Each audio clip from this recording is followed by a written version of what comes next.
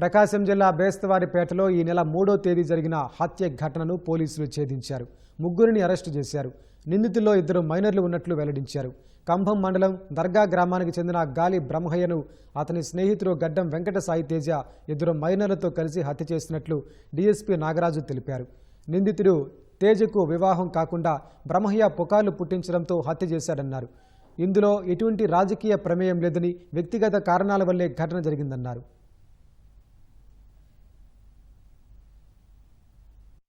ఈ కేసులో వ్యక్తిగతమైన కక్షలతో జరిగిందని ఆరోజు చెప్పడం జరిగింది. చనిపోయిన బ్రహ్మయ్య, రవి అనే వ్యక్తి ఒకే గ్రామానికి సంబంధించిన వాళ్ళు. ఆ గ్రామంలో ఒక మహిళని మ్యారేజ్ చేసుకోవాలనే ఉద్దేశంతో ఎవరైతే తేజ అలియాస్ రవి అనే వ్యక్తి ఒక అటెంప్ట్ చేయడం జరిగింది. దాని ఒక యాక్సెప్టెన్స్ కూడా అతనికి వచ్చింది.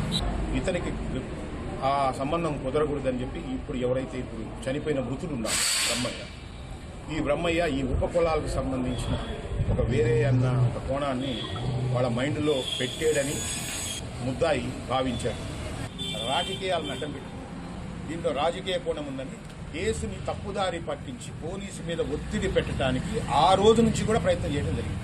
అది ఎంత దూరం ప్రయాణం చేసిందంటే అక్కడ ఒక ప్రతిపక్ష నాయకుడి ఇంటి మీద పడి ఆ ప్రతిపక్ష నాయకుడు చంపేశాడు, ఇది పొలిటికల్ మర్డర్ కింద దీన్ని మార్చడానికి ప్రయత్నం చేసి దాని మీద ఒక ధర్నా చేసి ఆ శవాన్ని ఎత్తనీయమని చెప్పి ఇది రాజకీయ కోణం ఉందని చెప్పేసి ఈ కేసుని ఒరిజినల్ స్థాయిలోని పోనీయకుండా దీని ఒక పక్క స్థాయిలోకి దీన్ని తీసుకెళ్లాలనే ఒక ప్రయత్నం 100% జరిగింది.